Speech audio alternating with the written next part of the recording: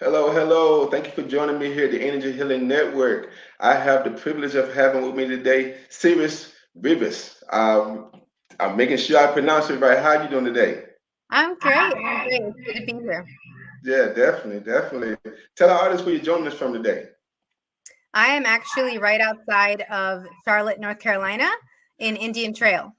Okay, okay. Well, I'm in Raleigh, North Carolina, so we get the privilege of being not too far away from each other. Neighbors. That's Yeah. spitting distance. Yeah. Really, really, exactly. Privileged to have you on. Well, actually kind of give the audience a little background. You're actually a family and child coach, speech, language pathologist, and therapeutic energy worker. Mm-hmm. Mm-hmm. Yeah, yeah, A quite little bit of a detailed. lot of different things. I'd like to sprinkle in, if Yeah, you that's can't I tell. want to make sure I get everything in there. But kind of let our audience know, what kind of led you to your path of healing and to kind of get to where, your title at the present time. Yeah. Well, I think everything in my life has led me to really embrace and actually acknowledge all of the energetic gifts that I had probably as a kid, but that nobody talks about. That's part of why I love working with kids and I love working with families because I'd love for kids as early as possible to be aware of that they know bodies, that bodies are sending them messages, that they're aware of energy, that it affects their mood and their mental state and all these different things. Because I was picking up on all this stuff since as long as I can remember. And then life happens, life be lifing. And next thing you know, you're like, wait, I start taking classes and trainings. And I was like, oh, I did know this. I used to do this. And it kind of keeps going from there. And the reference points that I would recall when I started taking classes and trainings and really awaken some of these skills were memories of me living in the hospitals. I was with my siblings. My sister, I'm the oldest of three. I was born in Puerto Rico, and my dad's Dominican, so I'm half Puerto Rican and half Dominican. And we moved from Puerto Rico to Chicago when I was 3 years old for my sister, who has spina bifida, which is a congenital disorder. She was born with it. It affects her motor abilities, it affects her certain organ functioning. And we wanted to make sure she had the best of the best. And at that time, and still, in my opinion, is very up there in the ranks, was the Children's Hospital in Chicago, Children's Memorial, now called Lurie Children's Hospital. And they gave her physical therapy, occupational therapy. She had multiple surgeries, like 8, that helped her walk. And she started walking at 4, which is a little bit late, but a lot of people with spina bifida don't get to walk. And then fortunately, we were already in Chicago. We already had this association with the Children's Memorial Hospital because when my brother was born, he needed all of that support in a different way. And he was born with diaphragmatic hernia. And that's where there's a hole in the diaphragm, and all those organs were up in his chest, not allowing enough space for his lungs to grow. So they had to push all those organs down, sew up the hole. He also had a heart murmur, so they sewed that up. He also had 3 major surgeries in the first 3 years of his life. So working in the hospitals, being around all the stress of not just my family and the families that were coming to visit, my extended family that were coming to visit to see us, I'm also around all these other families, right? That are sometimes in their worst of moments. And you see how they keep finding ways to have hope and have grace and poise and get all this information. And they're processing all this input from therapists and doctors and follow-ups. And I remember seeing so much that was unseen, but I was coloring and I was doing my homework in the waiting rooms. And I was just like, oh, that's that person. I was like, I don't know why no one else is talking about that person in the corner there. I don't know why no one else is not noticing this little girl in a like what is it called? The hospital gowns. And I was just seeing them and I'd say hi. And I was social to everybody. Those that had bodies, those that did not have bodies. I was like, hey. And I would tell them my whole life story. And then only later did I realize, oh, they weren't seeing them. They Mm, weren't picking up on that. Huh. mm, And same with my family. There's a lot of addiction and a lot of alcoholism in my family. All different kinds of addiction, including alcoholism. And I remember at a very, very young age, for some of my uncles, I knew when it was really my uncle that was doing the talking and when it was somebody else. Okay. And so I would start to unknowingly, just out of a child's love and enthusiasm, I want to interact with my uncle. So get out of the way, whoever this is. And I would kind of sift through these spirits, these entities that were in the way when Right. he was particularly drunk, or he's particularly imbibed a lot of alcohol, to get to my uncle. And I would always be able to talk to my uncle. And to the point that when I became a speech language pathologist, my family would always say, "Hey, what's your uncle saying?" Because I would be the only one that could understand him. And they thought it was my speech and language training because his speech would be so slurred. Right. But it Right. actually was the other way around. It was my awareness of the unseen. It was my awareness of him as a being and when he really was there. And then, yes, I also have a very clear hearing and can decipher speech really well, which helped with becoming a speech language pathologist. But the awareness of energy, the awareness of the unseen, was actually the foundational skill before all of that evidence-based training in grad school to become a speech language pathologist. And it still plays a role now. So really everything in my life has led to working with energy in a more conscious way and empowering other people to do that as well, and be like, well, what do you know that maybe you knew back then you could know Right. again? Interesting. Interesting. So I guess with all this going on with people dealing with pain, is that kind of what led you dealing with, dealing with chronic people with chronic pain to go along with it? Well, you know what? It was actually my own personal journey with that. I was in multiple car accidents. Even one where I was walking and it was a hit and run that messed up my knees.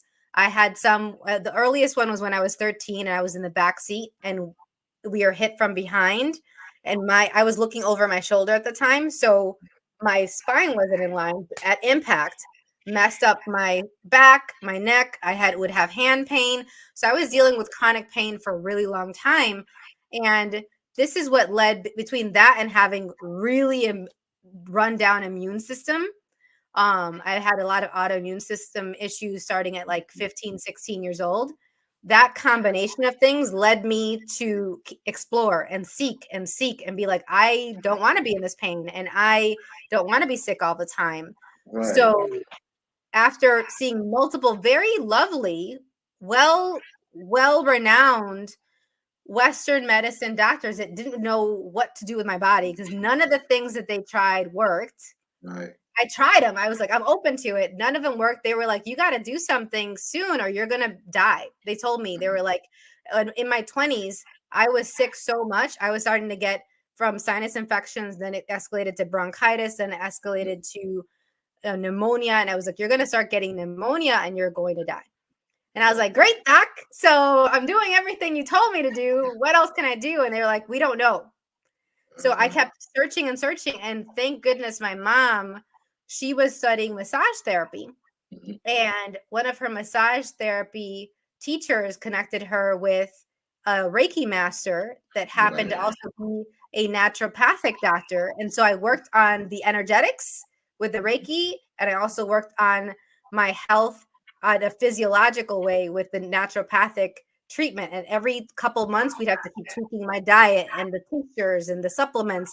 And I rebuilt my immune system from underground. Right. But that was the first time with Reiki that I finally got to play with energy in a conscious way. And I was like, oh, this thing I've been aware of, all this energy, this is all, it's not just me. This exists out there. Okay. Yeah. And then I started playing around with other things. So right away, the pain went away with Reiki. I'm so grateful. Right. And so then it was, what about the psychological, the mental, the emotional? And I started learning other modalities, other techniques, and I would layer it on top. So it was shamanism was I was probably the gonna get most, to that. I Yeah, I was love gonna ask you that. about that. And then I practiced with access consciousness tools and theta healing, tantra. And it really led to all of these things, being very aware of them as almost like they're different personalities. Right. Like Right. for the people who are listening, who maybe they have learned different techniques, for me, it almost seems like either they're different people or they're almost like different instruments in this choir, in this orchestra that I have. And I'm like, oh, is it time for the strings? Okay. Is it time for the percussion? Like, which one's playing that's going to create the most beautiful harmony and note right now? So for me, it's not about, oh, Reiki's better or shamanism's better or theta healing's better. It's like, which one's going to create the most for that person or for me in that moment, given whatever's going on. But that's the other big piece. I'm very inclusive in my approach. And that actually led to when I started picking up on the energies of the living and dying body process, I was like, wait a minute, this doesn't feel like Reiki and it doesn't sound like theta. What's going on here? And started having conversations with this new technique because it had its own vibration. It had its own vibe to it and personality. And that's how I kind of, with giving sessions to clients, I started getting more and more information on it. And it basically was downloaded or channeled in. And now I teach classes where people get to learn this technique as well, the living and dying body process. Explain that a little bit more for me, if you don't mind. What aspect of it would you like to know about? Because I could talk a lot about it. we have an hour, so as much as you like to talk about it, because I'm a Reiki and I deal with theta, and I'm a sound healing therapist and things that nature. So so I'm with you, with that. But now you're telling me something that I probably, because that's what it's all about, learning different modalities of different ways that people are doing things. That's what this network is about. That like people get exposed people to things, just like you said, that there's so many ways to play your instrument and what do you are tuned with, what aligns with you. And there's no wrong or right way to do anything. I mean, wrong way to do it, rather. Everything's pretty much right. It's because everything is energy. And so this is something else that people wouldn't know much about. Well, one of the things that I think is challenging about the living and dying body process for me is that a lot of people confuse death and dying. They glop them together. Okay. And for me, death is what you're not looking for when you're killing your body, when you're bringing in dis-ease, when you're having you're using your awareness of other people's bodies and you start locking up that information in your body. That's bringing in those death energies, oftentimes, most of the time, unconsciously. But dying is actually something that we need to embrace. And what I mean by that is living is what you add to create more. The people, the spaces, the things, the techniques, the tools, the strategies, the energies that creates more. And then dying, unlike what we've been told, is what you let go of to create more. The judgments, the fears, the doubts, the phobias, also sometimes the energies, the heavy, solid, clunky bits that's in here that if we don't, a lot of people are like living, and they don't want to do this. They don't want to do the dying part. Well, you're going to get all filled up of all the things you're adding, and then you start feeling overwhelmed. It's a recipe for burnout. And if you're not willing to let go of the judgments, the hidden agendas, the fear, the doubt, you actually can't have that exuberant living that I think a lot of people, not all people, unfortunately, in my opinion, but a lot of people are really looking for. And they wonder, well, why is this so hard? Why is it so much more effort here? Because you got all these anchors and weights in the way that you got to let go of, dying, bye, before you can really have this. So it actually works together. And yet, because people are so concerned about having conversations about death and dying, and they think that it's all together, it's one of the trickiest things that I've been really dedicating my time to be like the embodiment of, and be like, let's talk about this stuff. And it's interesting that this came through for me as a technique, and then I kept it to myself. I was using it on myself. I was using it on private clients, those that I felt it was safe to talk about this stuff with, these weird things with. I'm going to make sure my phone is off too. People always want to join this party. I know how it goes. Right? Yeah. You're like, hey, what are you talking about? Oh, just a little thing here called energy, Right. So I kept it to myself. And a lot of it, I think, was an awareness of people. As soon as I started talking about it, people were like, oh, no, I don't want to be aware. I don't want to talk about dying. And they thought that if you talked about it, it was going to bring it. They were going to bring death upon them, like the death toll. And I was like, no, that's actually not what it is. So this key piece of what living and dying really is, beyond what we've been told, is what I really want people to take away from it at the minimum. And what's been beautiful is now me being willing to step out and talk about it no matter what has really opened the door to so much, because I started, given the nudging of my team, both my energetic team and my actual business team, they were like, Siris, you've been talking about this. When are you going to start teaching classes? Like, we want to learn it. And I was like, really? Are you sure? Like, I was very hesitant. And they kicked my butt, and I started teaching classes. And this was in 2019. Okay. What were we aware of in before next year? Yeah. And what was my team aware of was like, girl, you better put your big girl pants on. Get ready.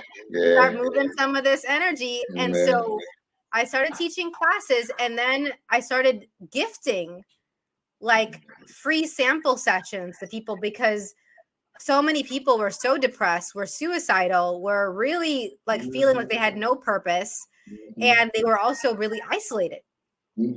So I started doing that around September of 2020 for Suicide Awareness Month. And it kind of grew from there. People gave me so much feedback just from these little 15-20 minute sample sessions, because a full session's like 45 minutes to an hour. At least is like 45 minutes to an hour. And so people were giving these sample sessions, and this one lady was like, I'm not sure if this is for me, because I feel okay, but I wanted to try it. And I was like, great, thanks for being willing to play around. Let's see. And then she was glowing afterwards. And I was like, we really should have taken a before picture, because your face is like shining out. Like, what is happening here? There were so many people that have expressed that it works on skeletal issues, that they would have muscular skeletal pain and it would alleviate it. This was all virtually, because remember, we couldn't see each other. We couldn't be in the same place. And the fact that I realized that maybe it'll be to a point where it needs to be in person, but I've done both in person and virtual sessions, and people still perceive it. People still find relief in space that is created. And one of the things that I get that's part of it is because so many people are so dynamically not willing to do the dying, not willing to let go of the death, not willing to have these conversations, that the charge is so strong that no matter where you are, your body can be right here in front of me. Even if you're in Timbuktu, I got you. And I'm running these sessions. And so now we've had people that are other practitioners. I prefer to call them ambassadors of living and dying. As soon as people take the class, they're ambassadors. And now they're all over the world, and they're running these sessions on people, and they report back to me on what they're seeing. We do swaps virtually, so you get to have it in different languages sometimes, which has been wonderful. But it's this really unexpected creation that showed up from all of these different moments where I thought I was going to die, where I thought that there was something wrong with me, to be so aware of the unseen and so aware of death. And now this thing has started that's actually saved people's lives and opened up some new doorways. And I'm beyond grateful. It's just amazing.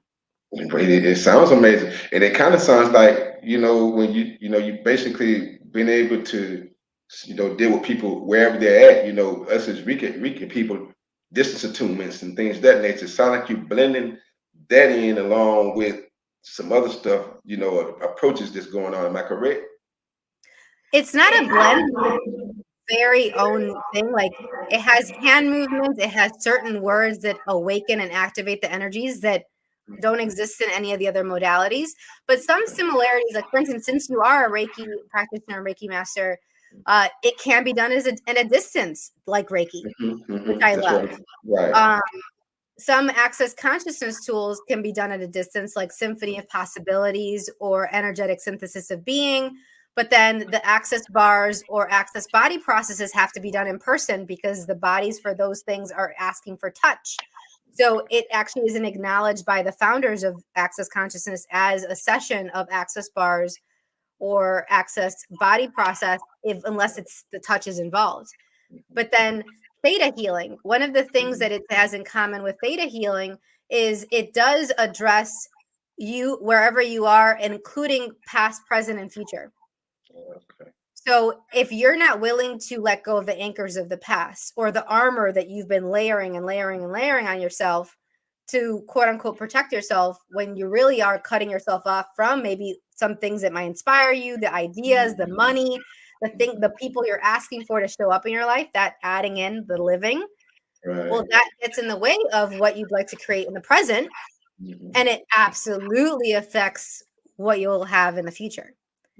Mhm. So the living, how you've chosen to live in the past can influence now, but it also doesn't have to define or limit what's possible now. But some people are so like, la, la, la, la.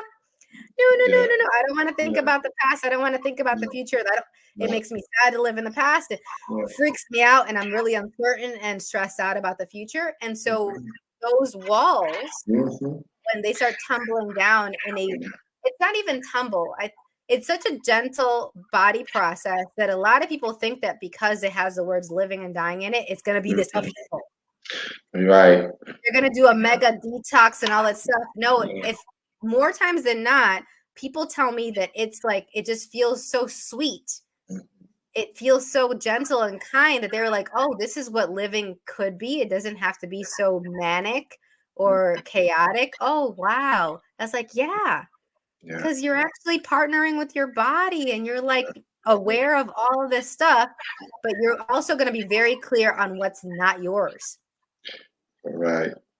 I Right. mean, you're very perceptive too. So like, how do you pick up on other people's stuff? Like, do you hear it? Do you feel it? Do I you can see feel it. It's a feeling. I have a really innate feeling about energies. Like I have, but I wasn't before I became, involved with what I do now. People could say I wasn't. Sometimes you're not using your own intuition sometimes, but as Mhm. I became more knowledgeable on things, I can almost feel energies, from distances almost. So yeah, Yeah, yeah, yeah.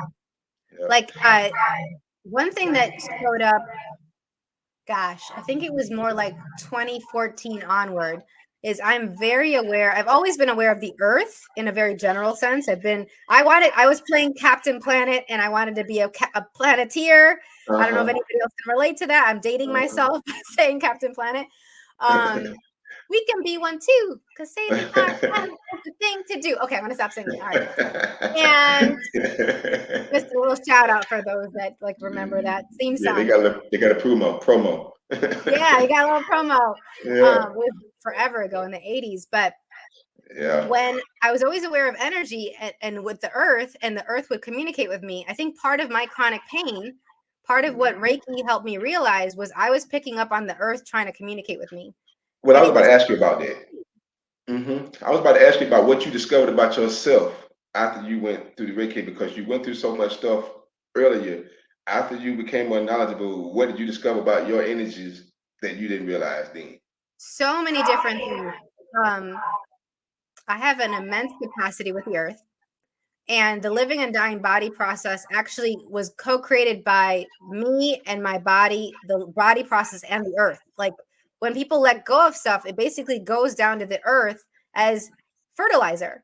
So when we're holding on all this stuff, we're actually doing a disservice to the earth, because it could be like, Right, hey, right, give me that goodness. I'm going to make right, it, have it flourish and turn it into something else, like a forest, or, right. help it feed some animals or something like that, or help Mhm. it regulate all this craziness that's going on with the climate right now. But we're True. holding on to this stuff more and more and more. And then notice how the earth has been lately, Mhm. right? And But people they don't know the connection. yeah, yeah, they do not. And even those that do, including myself, I still need reminders. I still need to be like, hey, can I please not be so upset right now? Why am I making this significant? Could I just let this go? Could I instead of being like, oh, I have this headache or my back's hurting, what if I actually use all of these tools in my repertoire to relieve Yeah, it and dissipate that? After you get distracted, it's fine. And then you redirect, you recommit, and you use the tools again. But yeah, one of the things I recognized was my immense capacity with the earth, and also just how aware I was of other people's bodies. I meet somebody and immediately I get all this information about their body. Yeah. Yeah. And it can be kind of intimidating for some people when they meet me, because even when I don't say anything, they're like, I guess they see it in my eyes, is what a couple people have said, and they're like, oh, she's getting all of this information. It gives them all the beauty. And I'm like, I'm not saying anything yet. I didn't say anything. Right. I know how it goes. And then on top of that, when you're really aware of bodies, especially if you're a feeler, like what you mentioned, I would all of a sudden be at the mall, and next thing you know, I'm limping out of the mall because I picked up on this lady that was limping, or not even something as direct as limping to limping, but maybe she had something going on and it showed up as a limp in my body. And I'm like, where did this come from? And you got to check it. Yeah, and you got to let it go, and you got to move it on. But it's by being aware of, oh, is this mine? No, it's not mine. This simple question of, is it mine versus, of course it's mine because I feel it, was a big shift in my world. Because as soon as I'm not feeling, I'm like, is it mine? Yeah, exactly. And I was I still am a personal trainer for 20 years too. So I was dealing with the physical before mental, and a lot of times, but I can feel the physical with my clients sometimes, and could, and so then when I get an understanding about what I wasn't necessarily picking up on, I not consciously anyway, then I kind of say, oh, so that's what that was about, certain things. But then there would be things I would pick up on my clients I mentioned. They'd be like, well, how'd you know? I didn't know how I know, but as I became more knowledgeable about it, now I kind of understand a lot better. And so, but it all comes back to, kind of the feeling that you get. But we have all these gifts, but we don't know that we have them. We have something that, that energetically that we're reading, but we don't trust it. And, that's a lot of things why a lot of people are dealing with illnesses and sicknesses right now, because they're not trusting what's within themselves to actually pick up on how to deal with their energy, or to manage their energies. Because emotional energy is something I'm big on, people being educated on, because it plays so much of a role about being able to keep your emotional energy, managed, because of the stress levels that it creates. But people aren't very conscious of that, to kind of manage that a little bit better. So yeah, it's all comes back to energy at the end of the day. Everything is energy. You're right. And one of the things that I got from what you said is there's really not a profession that wouldn't benefit from us being more aware of and tapped into energy. And like, name a profession. Definitely all of the medical, right? But let's go even further. Real estate. Okay, there are realtors that would benefit from them being more tapped into energy. I see you frozen. Are we still connected? Okay, there we are. You're connected. Okay. Okay, yeah, it was frozen for a second. Yep, real estate. Yep, definitely. And it's because the houses are talking to the land, is talking to us. In addition to prospective buyers, like, I asked the houses and the homes, who would you like to have in here? They get to decide. It's a co-creative process. Just like when I go and I meet a kiddo that might have some speech difficulties and the parents want to work with me, I ask the kiddo's permission, even if the parents are willing to pay me. I was like, you got to agree to this, kid. You're in this. You get a say so. And it's from baby infants. I ask them energetically. Also from whatever age, because so many people, and certainly for my life, it was the case. There was a lot of things propelled at me. There's a lot of things I was told I had to do. And so people start thinking that they have to just do whatever is told at them, or pick up on all this stuff, and they have to hold on to it, that they don't get a choice of what they keep and what they let go of. And when a child is told from the beginning, you get a voice, you get a choice. Even if you, as an infant, they are so engaged, they are so present, they're invested in whatever it is. Because you're like, wow, you see me. And wow, I get to have a say in this. And it's not just, okay, I'm told to do whatever. It plants the seed that is not a small thing that then blooms over the course of their life, so that they get to start advocating for themselves, and maybe stacking up to bullies, or asking for what their needs are going to be in the school and out of the school. It's really powerful. And I think it's something that's not addressed enough. And it's not. That's a topic that another guest. She was actually a conscious parenting coach, Oh, I love and it. yes, and she was big on, well, she was even going back into before you ever came out of the womb about things that Mhm. start disrupting energies within, a child, and then once the child gets here, we all kind of know how various things, attach to certain energy centers within the body that a child grows with, and these people are not, they're not really aware of the things that these, all the way through birth, because sound travels into the, through the body, and so kids are developing with this before they ever come out. So they're Yeah, they already, mhm. yeah, exactly. And so being conscious of these things and managing your own energy, this energy is also going to the child, and they're actually feeling this energy that you are transferring. And if you're not, she was like, if you're not conscious of this, they're feeling it if you don't know it. Yeah, I've been really fortunate to work with families that are really aware and very concerned because they either were crossing over the border when they were pregnant, or they were experiencing trauma, or they were really sick, or they were in environments that they know weren't great for them, and so they were worried of the impact of that on their child in the growing in the womb. And it's a two-pronged approach. I think that it's important to be aware of it, but I also think it's also just as important to not make it so significant that it makes it bigger. Right. This is Because a true. lot of my parents, they start doing blame and shame and guilt Yeah. and all of that, and that's not really helpful Making for it the worse. kid or them. Right. Right. So it's like, okay, that happened. These are some of the impacts potentially. These are some of the ways that it's playing out in your dynamic. Mhm. Now what can we do?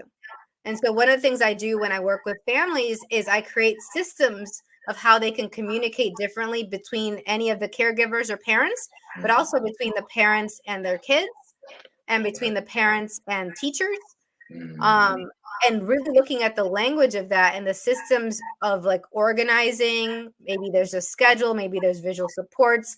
A lot of my kiddos, but not all, have different special needs and special abilities. So they come to me for that, for someone who actually is gonna see them as the gift that they are in this world. Right. Right. Like, I don't actually think that the world would be a better place without people with special needs, but unfortunately, these kids that grow into young adults and adults and their families are being told that all the time. Yeah. It's cool. All the time. And so they get that when they work with me, I'm not only going to not define them and be like, "Oh, this is you, so you're this diagnosis or you're this label," but also, what do you like, and what are you great at, and what are your gifts and what are your strengths, and then what's the family gifts and the family strengths, and now how is the world better because of it? And That's now right. let's let you embrace that, and let's give you some tips and strategies to enhance it even more. But I come from the place that know that actually the world is better with these folk in Mhm. it, That's right. and it comes from my siblings. Both of my siblings, not only did they have all these surgeries, but my brother is hard of hearing. We Mhm. don't know if it was because of some of the surgeries or if he had it since birth because he had so much going on, Mhm. and so he needed a speech therapist for him to not to pronounce things clear because he wasn't hearing all the sounds. He has a profound, severe bilateral sensory neural hearing loss, which is like the inner ear, not the middle ear. Mhm. And then my sister, yes, she had spina bifida, but she also needed a speech therapist for, guess what? Can you guess? No, I don't think Stuttering. really. Stuttering. Yeah, Well, but that could be energy. That's definitely an energy situation too. it is. And you know what? I knew I loved you. Okay, so many people don't get that for a lot of speech things, but especially stuttering. Mhm. It is a lot of times when I stutter, because I didn't need speech therapy like my sister, but when I started doing public speaking, I started Mhm. stuttering. And Mhm. I'm like, what's going on here? It's like Mhm. a signal for me at Yeah. least, but for other Uh-huh. people, it can be a signal for something else. For me, Right. it's, oh, there's a lot of judgment on whatever I'm Mhm. talking about right now, Mhm. present. Right. Or, oh, there's Right. a lot of charge here. Uh-huh. So Uh-huh. it's one way that my body's like, did you notice this? Uh-huh. And I start going, Mhm. and I can't get the words out. And I'm like, Yeah.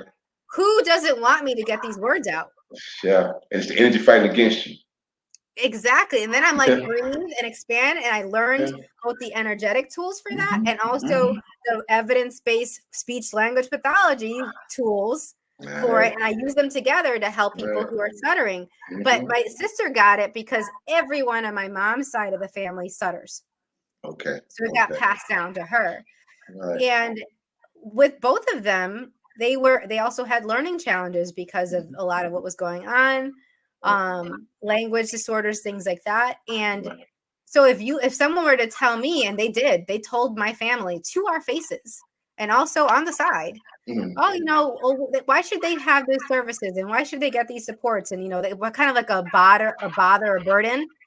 And that's what I think of when I work with these kids now and these families. I'm like, one, they're mine now too. I hope you don't mind, but I'm in the family now. They're like, oh yay! Like my families are like, yes, please, which is great. They know you care. Yeah, and on top of that, I'm like, I need you to know that I don't see them as so and so. I see them as my son now or my daughter. I see them as part of my family, and so I'm gonna be acting like that. But I'm gonna also I'm fueled. And I'm armed with all this other jargon and all these degrees and all these things. So they're going to listen to me maybe in a different way than they listen to you. But I'm going to teach you this language so that there's no way they won't listen to you either. And they're like, okay, I'm here for it. Right. But it's really also them detoxing again, the dying, letting go of all of the judgments that are propelled upon them and are propelled on their kids, and them not locking that in and thinking that even an inkling of that is true, that the world would be better without their kids in it or without them in it, because some of the parents also have these special abilities as well, and they had really rough interactions around that when they were growing up, and then they're worried that their kids are going to also experience some of the things that they experience. So again, it's just like the other conscious parenting coach that you were mentioning. You got to look at all of these rippling outs and be like, okay, is that actually true anymore? Right. Is that actually relevant now? Which parts are and the rest are not? Bye. Let it go, and you let it go, and you let it go. Letting go is just so big. I mean, because that still comes back to the bottom line of the emotional energy. A person can't manage their emotional energy if they are still holding on to traumas and blockages that are still triggering these emotional, situations that's going on. And so, you kind of more or less giving me a kind of more a different approach on how you kind of deal with people dealing with their emotional energy, because you're saying living and dying. Well, there's a lot of fear that comes along with that, which is another emotional energy that needs to be overcome. Yeah, absolutely. And one of the things with that is part of what I notice is that when you say, okay, letting go, people are like, oh yeah, sure, you're just making it super easy. Oh yeah, I'll just let it go. Like it's like I'm not saying it flippantly. I'm not saying it without getting that it takes a lot of bravery, a lot of gumption, a lot of consistency, dedication to keep doing this, because we're having stuff that we're picking up on all the time.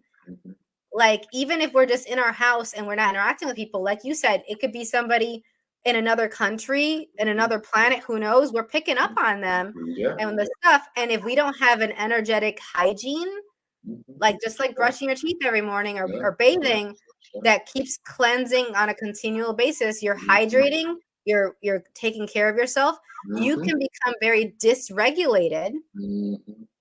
And then one little thing can set you off and you get really reactive instead of responding consciously.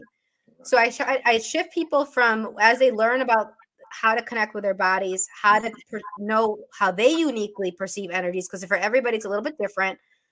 Then they also get to figure out what are the systems, what are their own energetic hygiene protocols that they need to have in place.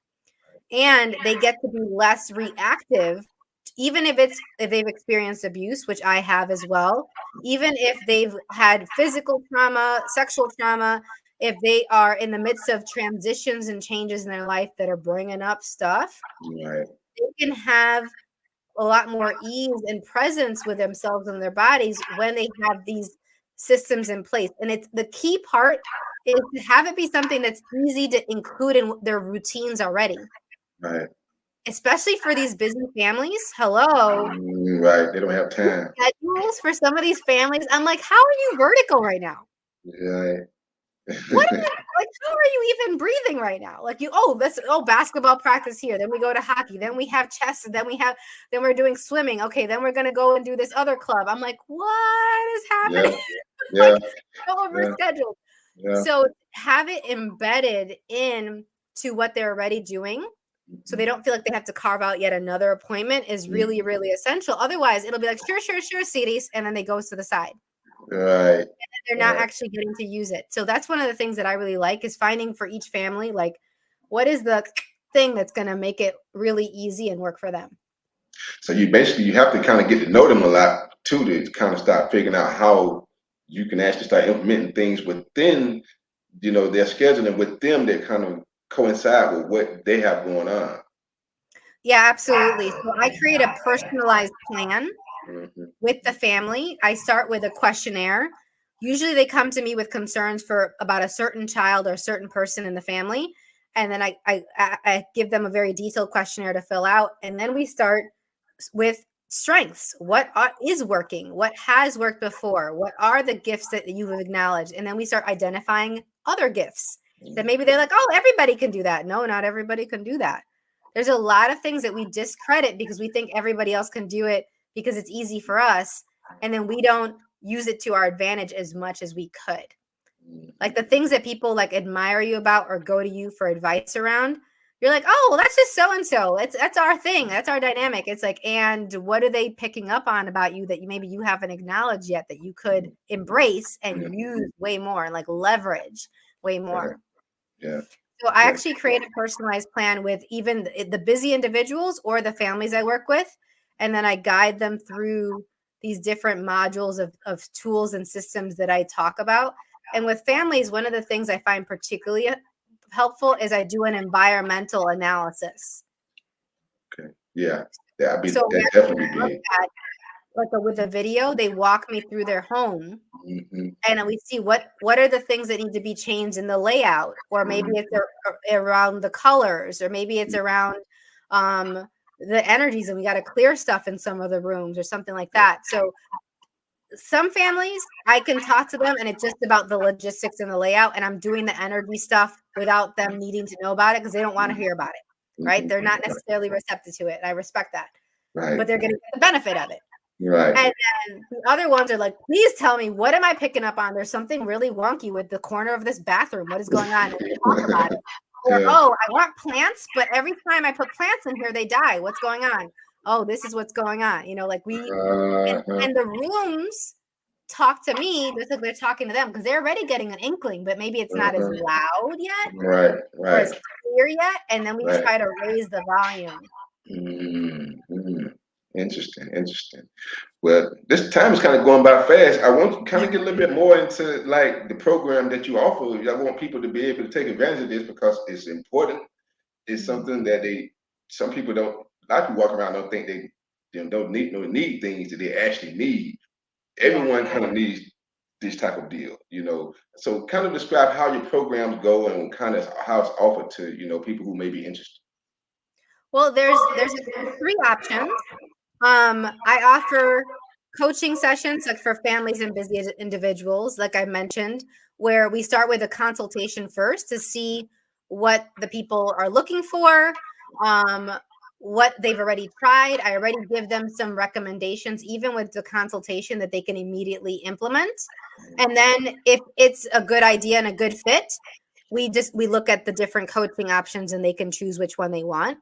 Sometimes I'm like, this isn't a great fit because I don't think this is what you really need, or this isn't going to work with the schedule or whatever it is. But then I refer out. I have a database of other professionals and I love connecting people with other great people. So I'll do that as well.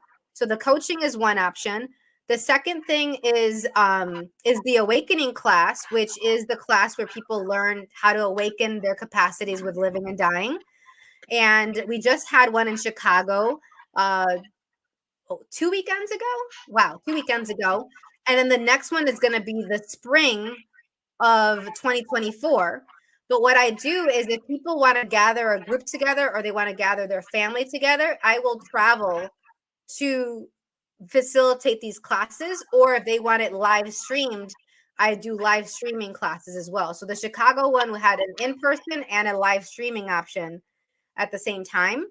The one that we did in June was only in person. So it kind of toggles back and forth. I talk to the class, just like we talked about with talking to homes or to people's bodies. I asked the class, would you like to have one option, the other, or both? And I just listen and go from there. So as much as my next official class is going to probably be in like April of 2024, I'm open to classes in between now and then. If people would like to gather a group together, we've done schools.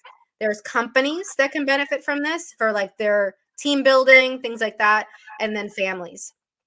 Kind of. Go ahead. Oh, I didn't cut you off. Continue. So yeah, that's one of the most common ways is people will gather a group and they say, Siris, could you teach a class at this place or live streaming? And then we figure out the date. The class is a 1-day class.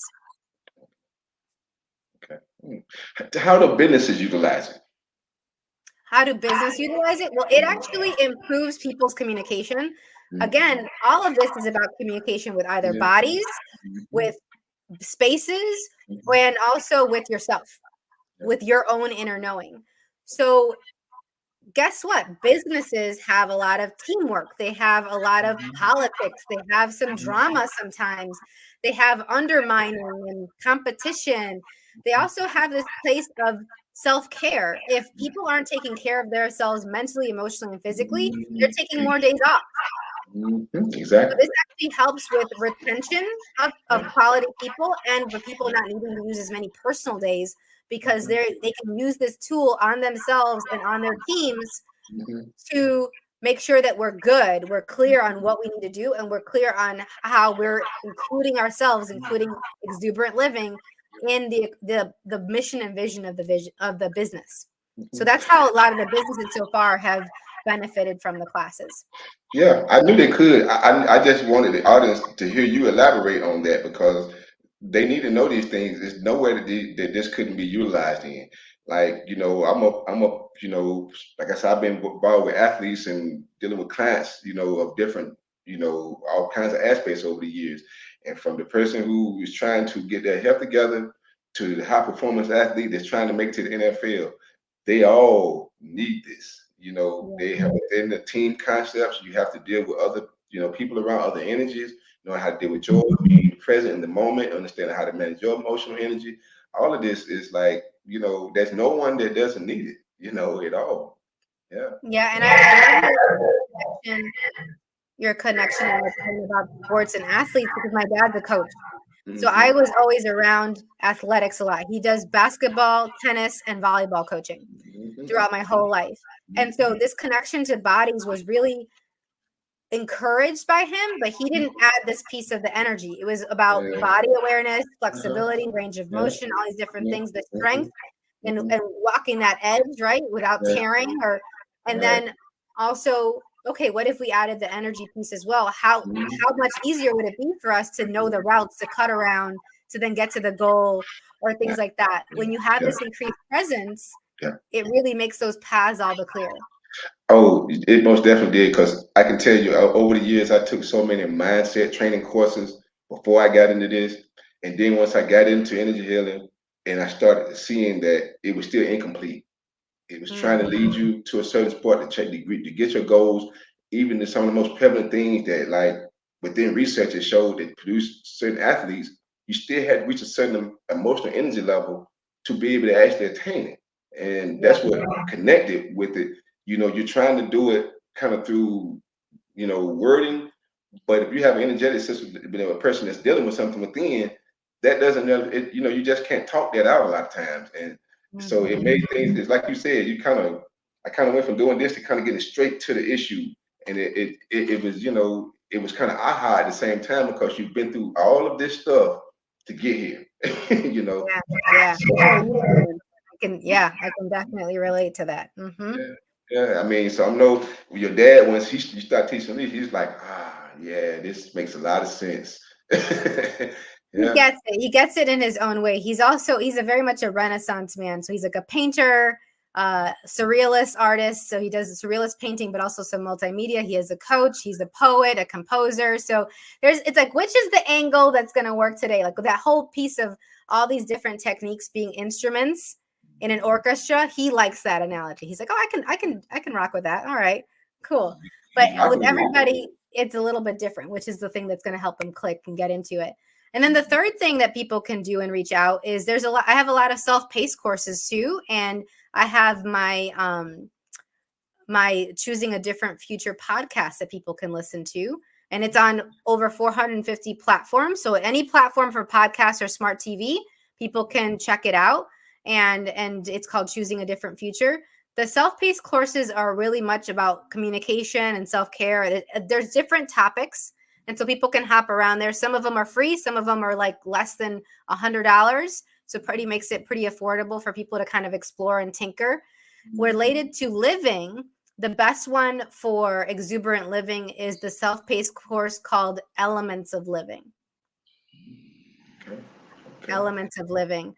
And that's all these different archetypes and energies that are within us and outside of us that we can partner with to have exuberant living, to actually have living the way it's supposed to be for us, which is different for each person. And there's 9 categories. There's influencers, distractors, door openers, celebrants, outlaws, destroyers, discoverers. I'm forgetting one. The powers and the worlds. So there's 9 categories of them, and the class walks you through how to communicate and awaken your connection with each of them and why it's beneficial for you to do that. That is very interesting. Yeah, you guys have it. I have to tune in myself. I'll send you the link. Yeah. Yeah, I would definitely love to have it because that's definitely something that that needs to be looked into a little bit further. Yeah, awesome. Man. And then if anyone has any questions, they can reach me at any time too. Okay. That's any social media, anything. How can you best be reached? Email's great, empoweringlightlanguage@gmail.com. I just want to make sure that you add me to your contacts when you email me, because I email everyone back, and I bet you it's going to spam folders or things like that. So add me to your email contacts, and then you'll see it right away. Empoweringlightlanguage.com is my website. I am on Facebook at facebook.com/empoweringlightlanguage, on Instagram as Empowering Light Language, on YouTube too. So there's a lot of yummy content to kind of pick around and explore. Subscribe to all of them and check things out and reach out. I love hearing how people, like, how this resonates or doesn't. Like, oh, this made me think of this, or I had a question about that. I love hearing from that because all of our journeys are so different. And I'm always curious how it's uniquely showing up for somebody. You're exactly right. Everybody's journey is different. Yeah. Well, is there anything you want to leave us with before we sign off? I really hope that people start looking from our conversation today at what they could let go of, the dying, and actually call it that. Like say, okay, I'm willing to let this die. I'm willing to let this go. There's something very energetically different when you say let go versus dying that we talked about earlier. It actually grabs a lot more when you say let it die versus let go. And so it's the difference between grains of sand and like pebbles or boulders. Like I'd love for y'all to let go boulders, and you really have a lot more space and breathing room than just the little grains of sand. But I'll take any of it. Every little bit helps. Every little bit counts. But I really would love that if I could put it in a box and put a bow on it and give that to everybody as a gift. It would be get rid of the boulders, let it go, let it die.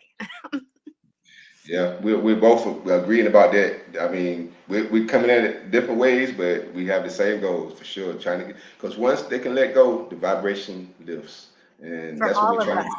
Yes, for all of us. Exactly. That's what it's about. Us shining the light in the world and lift the vibration of this world. So, but we will definitely a pleasure to have you here. I mean, this hour went by so fast. They say you have, when you're having fun, time goes by. And I hope you guys out there definitely, you definitely got a lot of information. So you can't say that it wasn't informative. It definitely was. So and definitely go back and look at it again, because just like anything, you miss it the first time, but it's a lot of good information. So come back and look at it again and reach out to Siris and take advantage of what she's offering, because like I said earlier, everyone needs this. And you'll be glad you did. So again, I'm glad pleasure that you joined us today. And to our audience, again, thank you for tuning in, and we will be back to see you again next week. Until then, continue to love yourself and shine your light into the world.